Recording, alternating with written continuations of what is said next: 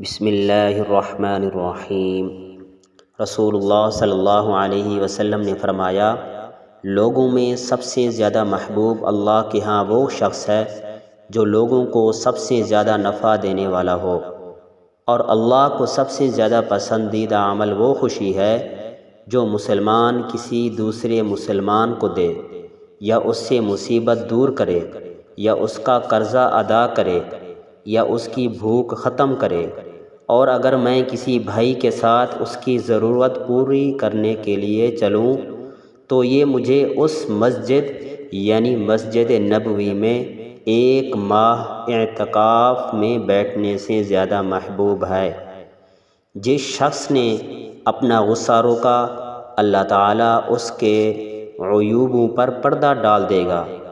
جو شخص اپنے غصے کے مطابق عمل کرنے کی طاقت کے باوجود اپنے غصے کو پی گیا، اللہ تعالیٰ قیامت کے دن اس کے دل کو امید سے بھر دے گا۔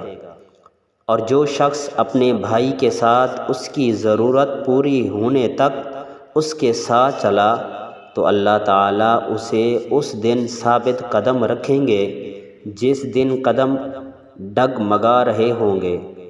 اور یقیناً بد اخلاقی عمل کو خراب کر دیتی ہے، جس طرح سرکہ شہد کو خراب کر دیتا ہے۔